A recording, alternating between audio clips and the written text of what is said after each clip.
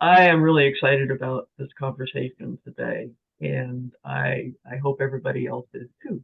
So, without picking up any of your thunder, I would like for you to get us started. Thank you. Thank you. I think we're going to have a great discussion today. You are going to pick up the slack because Toastmasters observance aside, I'm recovering from COVID. So we're going to just make do with what we've got. I'm very glad to do this program for you.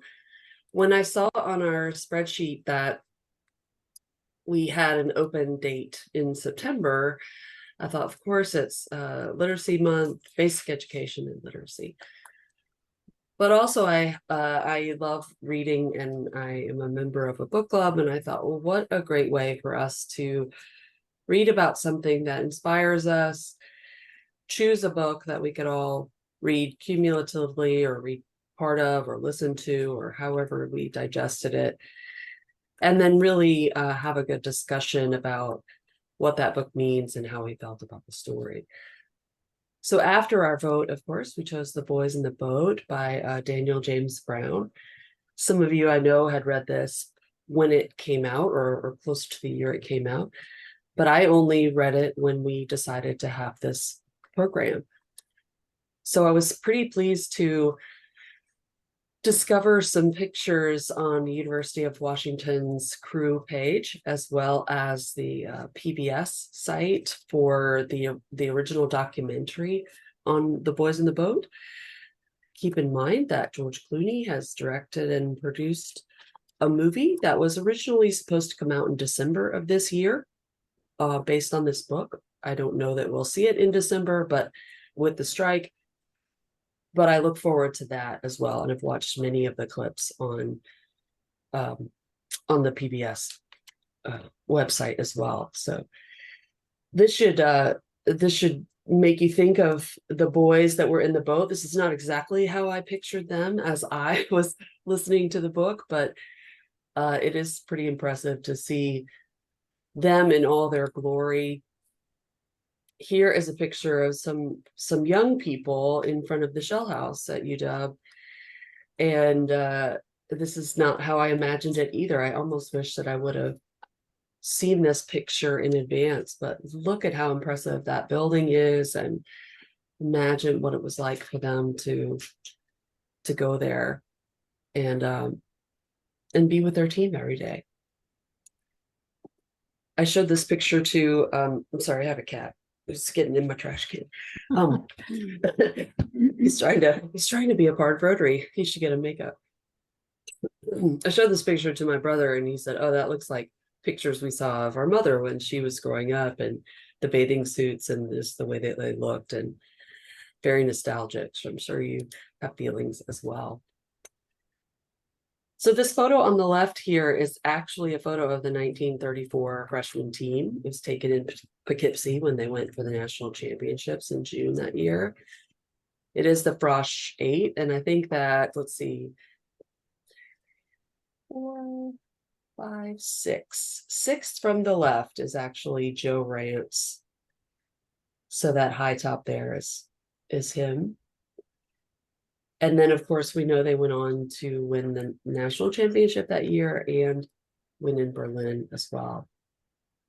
Throughout the book, as you were reading, I'm sure, or listening, you noticed that there was a talk of this German filmmaker, and I wanted to find some video of that because I understood that the video portion of that film that she made was impressive. I'm hopeful that if I click on this, can you see the YouTube? Can you see the YouTube at this point? No. Okay. It's because I shared it as, shared the PowerPoint. Hold on. Pause. You can share so many different ways. So let me just reshare.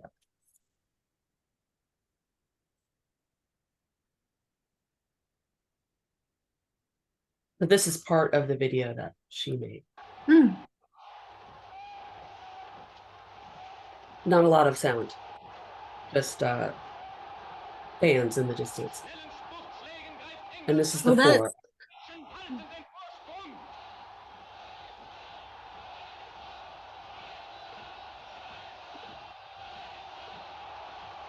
Might have been the German quad team there, considering how loud the fans were.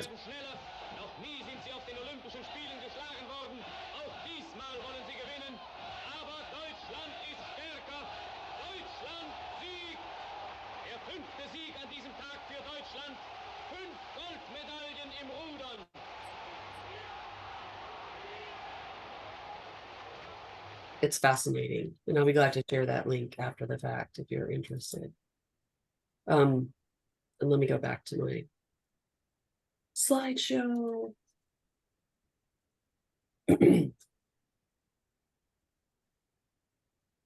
Okay, so that sort of takes us into my first question for our book club questions that I came up with based on questions from the publisher and a number of other sources. And this really is just a good discussion for us to have. So feel free to share your thoughts, your questions back to the group, opinions, and take yourself off on mute to do that.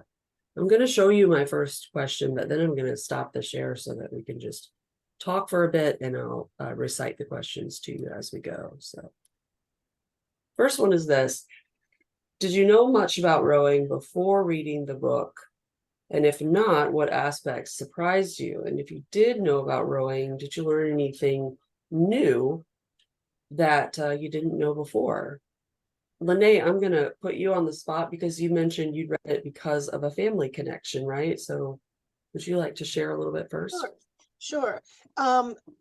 So the answer to the question as to whether I knew anything about rowing, the only thing we knew about rowing was a result of a friend from a long time ago who has twin daughters, and they rowed for a private high school on the river outside of Knoxville. And so we went up there and got educated pretty quick, about rowing.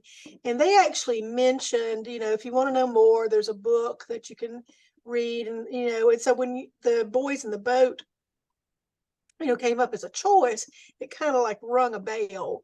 And so we've watched them. They've competed. Their high school team did extremely well. And so they would send us the links to ESPN that did the high school broadcast. And so we had watched them row. And then one of the gals, one of the twins, is now on the rowing team at Duke. She's a scholarship rower. Yeah, with them. So she's been down to Clemson quite a bit because the team there, and Noelle is very, very, very competitive, and she's very tall and very muscular. Their dad purchased some pretty heavy duty equipment and converted one of their one of their garages for them. So that was really the extent of what we knew before Lance and I began listening to the book. So, and we are very excited. We did not finish the book. We can go into that later. We're probably maybe halfway through, and we did stop and watch the documentary when we figured out we probably wouldn't be able to finish it before the meeting, but we watched the documentary night before last, and both of us are very, very anxious to finish it, and had no idea what physical intensity was involved with rowing. Just no idea. I mean, when you look at it, that doesn't come across, at least it didn't for us. Spoiler alert, they won. I'm just gonna go ahead and say that. Julie, I'll comment on that. I spent 2 years in Bellingham, Washington, as part of my undergrad, and watching the rowers then, and this was like 92 to 93-ish, that time frame. But when I'd be down and watching the rowers in Puget Sound, and let me tell you, the Pacific Northwest weather is not friendly. And I mean, I know they talk a little bit about the book about sometimes you'd be out there rowing and it would be rainy or windy and just bloody cold to be out there on the waters and to be training through it. And I remember when I was in college, when I'd see the crew teams go out when the weather was like that, thinking these guys are freaking animals, that they're training in this weather. And I mean, I go out for a run, but I just go out, run my hour and come back, where they're out there and they're on the water. And then when I read the book, it like the perspective of that, I just remember thinking back to seeing these crew teams out there in Puget Sound. So it's kind of fun to have been in that area and seen some of them and seen some races, and then, reading about just the grueling training of it. So. Yeah, you bring up a good point, and I'm going to move on to our next question. And that's about the feeling and emotion as we read this book. So how did you feel as you were reading it? Did you feel there was significance about Joe having a unique point of view as far as unfolding that narrative of the crew team? And why do you think Joe was so willing to discuss his life in such detail with basically a stranger? So talk a little bit about your emotion reading the book, maybe, and then also about Joe's as he went through the process of telling his story. Anyone? Yeah, I will share something. It sort of relates to your last question. My only experience with rowing was when Greg and I lived in Johnson City. There was every year they would have a fundraising event with dragon boats, and we, I mean, compared to this, it looked like the Keystone Cop. It was just, because dragon boat, it's a whole different technique. You come together for one day and you do it, but the intensity of it, I guess, is where I wanted to follow up with your question. That even in that environment, you were just all about being in the boat, nothing else matters, and you're just trying to do your best. And I think one thing I did not know about this type of rowing was if you catch your oar one time, you've lost. And that perfection, when they were describing the rowing and then also in watching the documentary, I found myself holding my breath just physically. I had a physical reaction to the experience, to their experience, because I guess it resonated with what I had felt in that brief time in the dragon boat of just being so focused. Yeah, I would agree with you. In fact, I chose to listen to this book because Edward Herman is the narrator on I got it through the Libby app through the library. And Edward Herman, I think, has one of those actors' voices that's just very good. And so the way he describes the races, in particular, as he's getting towards the end of the book and it's much more exciting, I was surprised at how much emotion came through in listening to the book. Not that it wouldn't if you were reading it, if you were looking at a physical book instead, but yeah, this idea that what was their phrase that they used? Like, they're in the boat. Mind in the boat. Mind in the boat. Thank you, Barbara. And I think Joe alluded to that a bit, where he was thinking of Joyce or thinking of this, and he's like, nope, stay right here, stay right here. I suppose that's concentration that we need in a lot of different tasks at different times. Barbara? Me was how these young men who had some things in common, but built on the things they had in common to come out with one mind, one heart, and one soul, if you would have it. And Joe, to me, when he was talking about being one, you're not, each person is important, but looking at it. So now when I see them rowing, I think, well, that's just one person rowing instead of 8 people, and how they can be so in tune physically and mentally with someone else. And what a great gift that is. And I would hope that we can share with more people about this book and about the message of this book, and especially with fellow Rotarians, because I think it sort of encapsulates Rotary's idealism, if you would have it, that we are one working together for the common goal. I feel So like we could just stop our program right there, Barbara. That was perfect.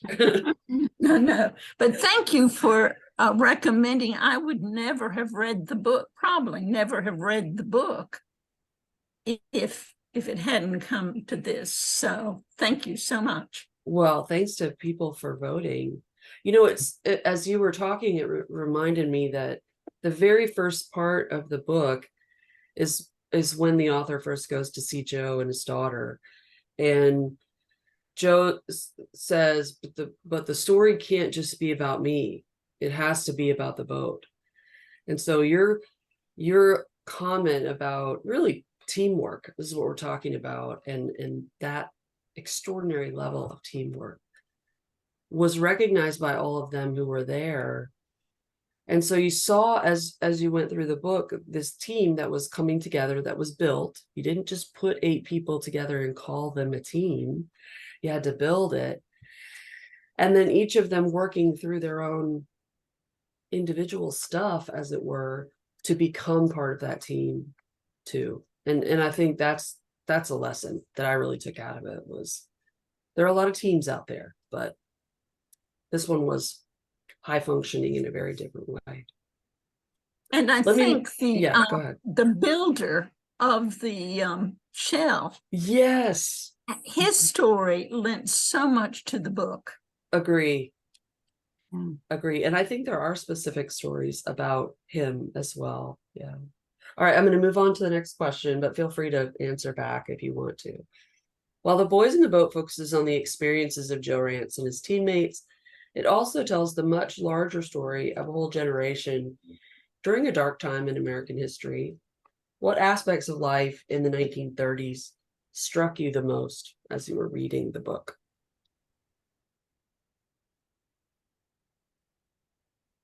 I did not. I'll go. I think one of the things from the beginning, when you think about that, students that got on the team were guaranteed a job to make some income, being able to buy food. Like, and I think I see that here, you know, like if you're on a sports team and then the sports team is going to help you get fed, that like for some people that was like incentive enough to try out, because you would be then in line to get those resources. And this is an aside, but it's kind of that on that line. My husband goes with the neighbors down to Hardee's, Carl's Jr. Hardee's on Fridays. The old men go to breakfast. And on Friday last week, the high school football team was there getting breakfast. The whole team, like the coaches brought the kids in to buy them breakfast, and then they take them back to school. And my husband was talking with one of the coaches, and if it's game day, they try to bring all the kids. This is in Lincolnton, which is right across from McCormick on the river. They try to make sure all the kids get breakfast on the day of a game. And that's this week. But that was what I was thinking about when, you know, these kids like on crew, well, then you're gonna get some bit of income when you think about just the poverty of that time. So yeah, that was just something that, and then you know, Rich came home with this story. I'm like, oh my God, these are, you know, the times.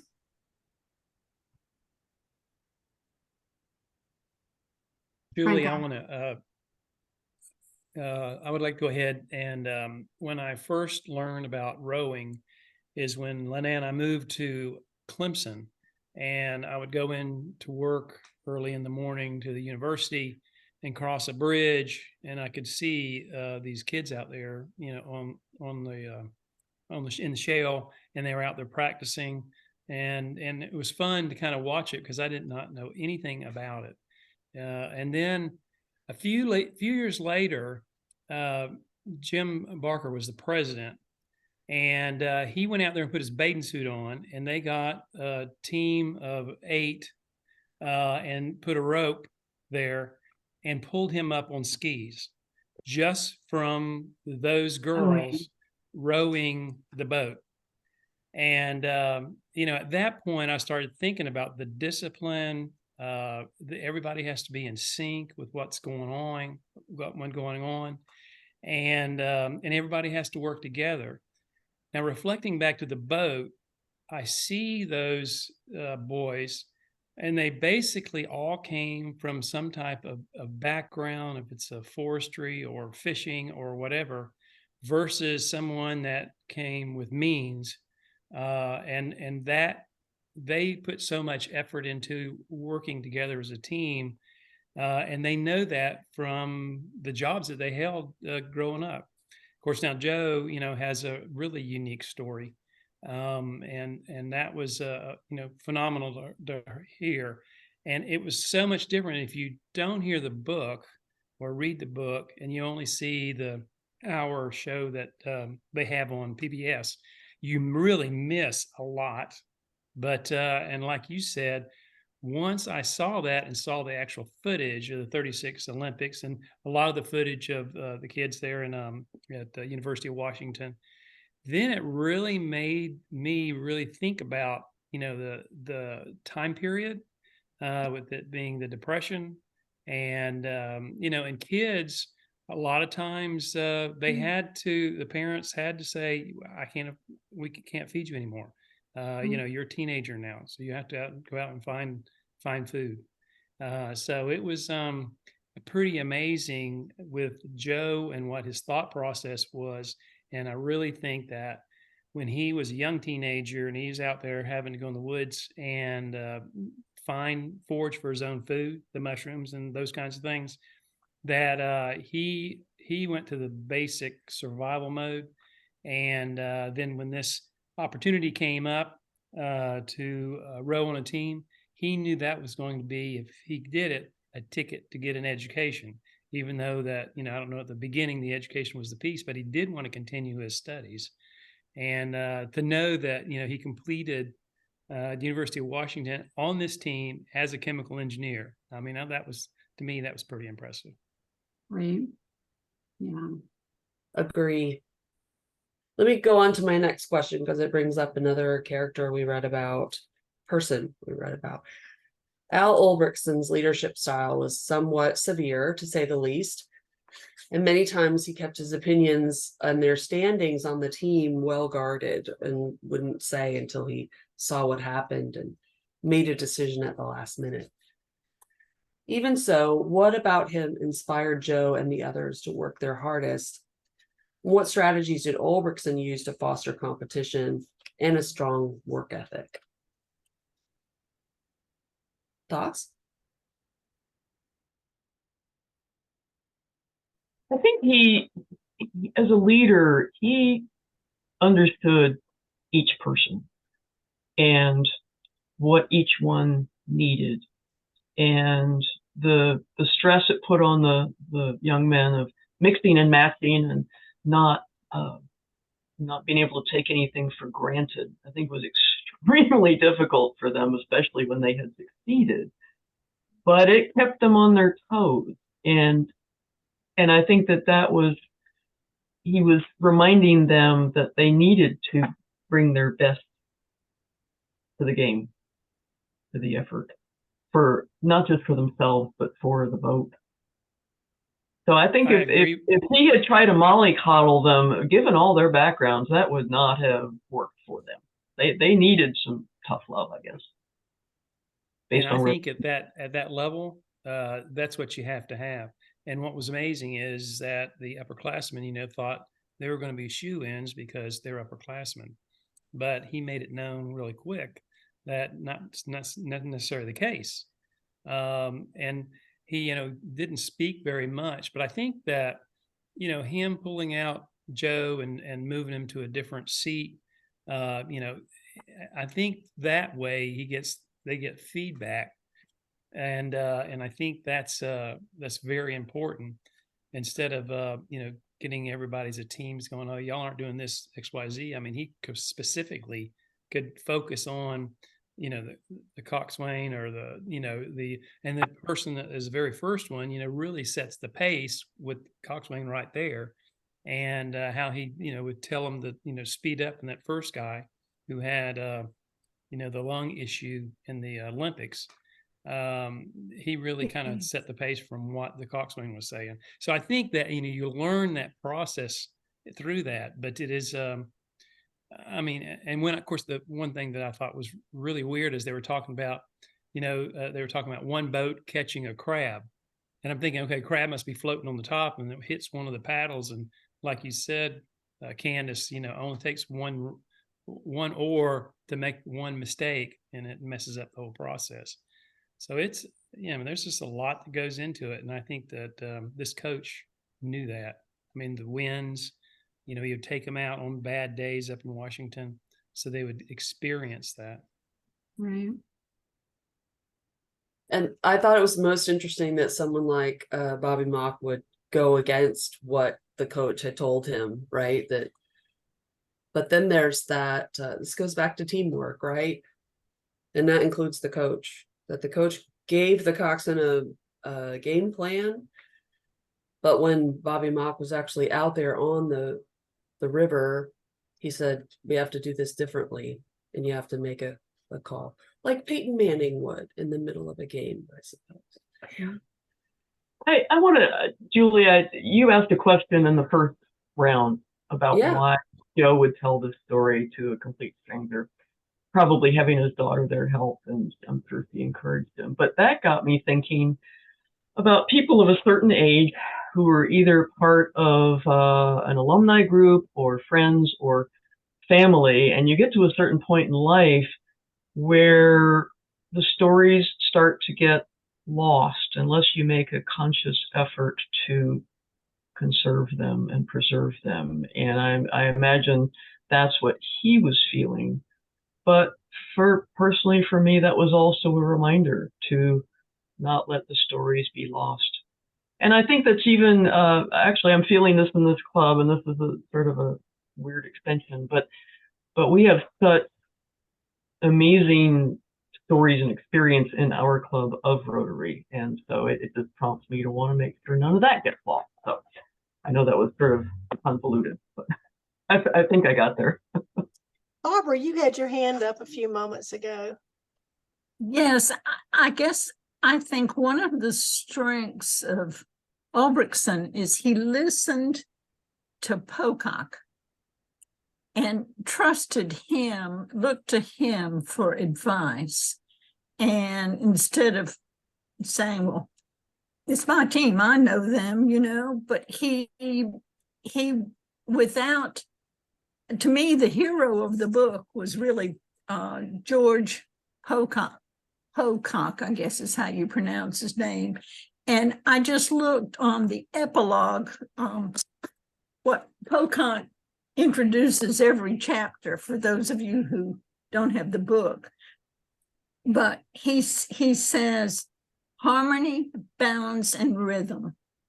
They're the three things that stay with you your whole life. Without them, civilization is out of whack. And that's why an oarsman, when he goes out in life, he can fight it. And that's when an oarsman goes out in life. He can fight it. He can handle life. That's what he gets from rowing. And to me, Pocock was really the hero. I mean, he was the person, I think, that was such an influence on Joe. I agree. In fact, as I was reading it, I'm a big fan of John Wooden, probably because I went to Purdue and I love basketball, but I've read a lot about him. And I thought, you know what a great book would be on leadership style would be this relationship between Ulbrichts and Bocock, and over time, and what that meant. That was my last question that I have for our discussion is, what's your favorite moment from the book? What did you enjoy the most? And I think their relationship was probably what I enjoyed the most. How about anyone else? I think one moment that hit me the hardest was when Joe had been left on his own. You know, he saw his family leave, and he woke up the next morning, and whether it's his words or whether it was Daniel Brown's interpretation of his words, but he decided at that moment, you think how young he was, that he was going to either be a survivor or a victim. And I think we all have moments like that, but they don't have to be that big. I think we make a lot of decisions, whether it's for ourselves, for our club, for our families, as to whether we are going to set the pace and go forward and make things happen, or whether we're going to sit back and let the circumstances bury us and we say, okay, couldn't do anything about it. And so it was just kind of a profound moment for me. I'm like Barbara, to me, there's just a lot of takeaways and there's a lot of analogies with life that can come out of this. I mean, just the sheer thought that you don't have to start ahead, to finish first. You can pace yourself and you can strategize, you can really kind of make that work. And most engineers are engineers from birth. They don't know it, but they are. And it was obviously obvious that Joe was, because at an early age, he knew there was another way to solve problems. If and his dad had told him, if you can't do it one way, figure out another. And but that survivor versus victim, that was profound for me.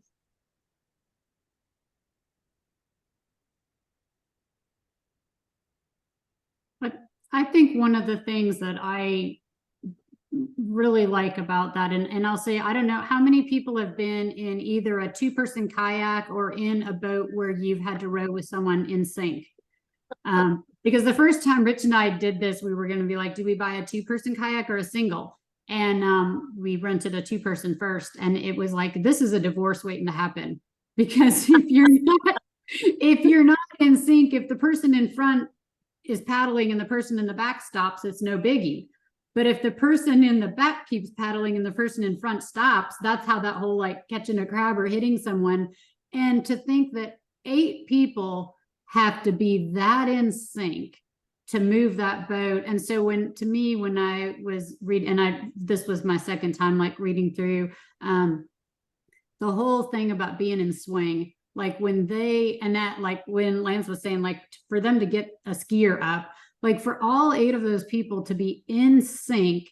And then the coxswain wants you to pick up speed, which means they all have to pick up speed the same amount at the same time in the same rhythm. That takes incredible teamwork and just, minute little changes on any one of them overreaching just, a 1/4 inch throws that whole thing. And so to me, it makes me think about when a team is really in that sync, how the amazing things we can get done. And I think like that, any club or team, working on a project, when everyone's doing their little part and everything's moving together, that feeling, that being in swing is amazing. And it doesn't happen very often. There's always like little, but I love like just kind of feeling that whenever they're in sync, just feeling how great that has to feel for them. It's like you just get that feeling. Lance, Yeah. Lance, would it be possible sometime for members of the club that are interested to go and watch the group from rowing from Clemson? now that Oh, we've read yes. the book.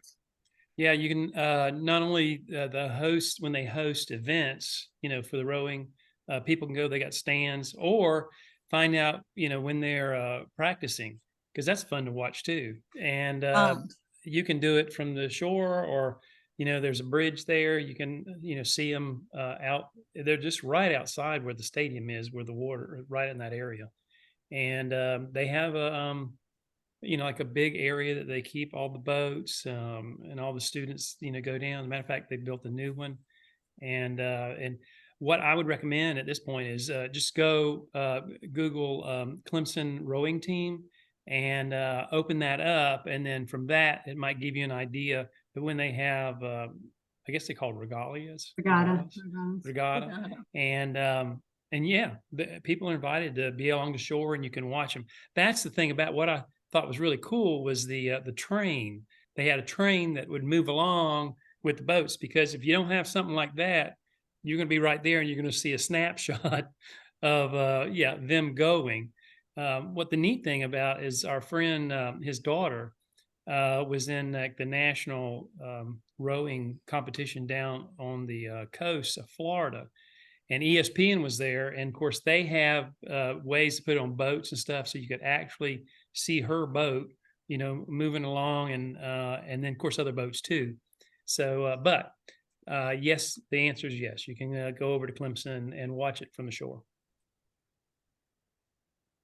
Well, thank you all for all of your comments, and I knew that we would run out of time, but I enjoyed this book. I hope that you did, or at least reading a little bit more about the boys in the boat, and watching the documentary, and one day watching George Clooney's film whenever that comes out. But I did want to wrap up with just a few slides if we have the time. If someone can watch the time for me, that would be great. But September is Basic Education and Literacy Month, and although we would consider ourselves all literate, I think that our modeling of good behavior, of discovering stories, and like Franca said in the chat, of learning a little bit about history, that's important to maintain literacy and to promote literacy as we go out in the community as well. So thank you for doing your part in this way through Little Free Libraries and many other things. I thought I'd share a picture of my living room. No, just kidding. Teasing. I wish. Oh my goodness. But I thought we'd answer a few survey questions since I am probably not the only book lover. I know I'm not in the club. And so I put together a few survey questions, and here's how it's going to work. I'm going to ask a question, and then I'm going to put a link in the chat of the of our meeting, and here is the first one so you can see it, and then I'm going to give you just about 20 seconds to click on that link and answer the question. And so our first question is what is one of your favorite books read that you would recommend to club members? And while everyone's doing that, if someone would like to share theirs, maybe someone who hasn't already spoken, that would be great. Anyone? Greg, you're being quiet. Can I call on you? And no? Okay.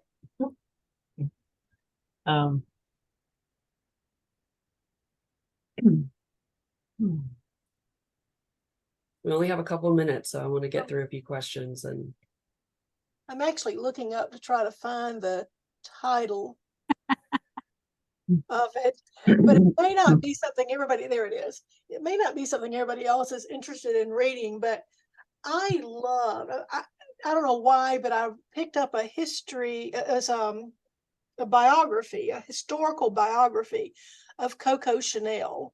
oh, Now, yeah, so she was an orphan. I mean, she was orphaned, or she was made to be an orphan. She was kind of like given away as a child, and she and her sister, and she has a rather colorful history. I mean, it's not all peaches and roses, but it was fascinating, and I don't think you'd have to have a female fashion inclination to enjoy it. That would certainly feed that if you have it. But it also took place a lot, between the wars and then World War II. So it was pretty interesting. So there's several biographies, but this was probably one of my favorites. And my other favorite, I keep my favorite books, I give the rest away. The other She's one, looking up at her bookshelf. I'm terrible at remembering titles, but there was While you answer, Renee, I'm going to put the second, Lene, I'm going to put the second one in the chat, but Okay. you go ahead. The other one was a Pat Conroy book, and it was I can't see the title. I'm not tall enough. But it was about the books that informed his life. And so it was a book about books. And so it was just really interesting. I really like Pat Conroy. Of course, he wrote a lot about, the low country in South Carolina. And Yeah. he spoke at a graduation of not my graduation, but 2 years ahead of me. And so anyway, those are my two favorites. Love it. All right, next question is about formats. I think you can read any way you want to, digitally, physical book, listening. So this is just a survey for how do you read? That was the second question I put in the chat. I like to read physical books the most, but I also, like anything else, you can get better at something. And so this actually is my year in memory of my mom to get better at reading. And so I have learned how to be reading a physical or digital book and listening to a different book so I can digest so many, many more stories. Yeah. So you read one while listening to the other at the same time? Well, not at the exact same time, Okay. but while I'm cooking or I'm out in the garden, I'm listening to a story. And then when I go to bed at night, I'm reading a different one. And they're very different. Yeah. They have to be different, like not two types of the same book. But yeah, so like right now I'm reading a Chinese story in translation, and then also the Heaven and Earth Grocery Store is what I'm listening to. So two very different types of books, but I can digest them in the same week. Yeah. Wow. Okay, not that we have to count and that it matters, but my third question, and bear with me, I just need one more minute. Our third question is how many books, let's talk numbers.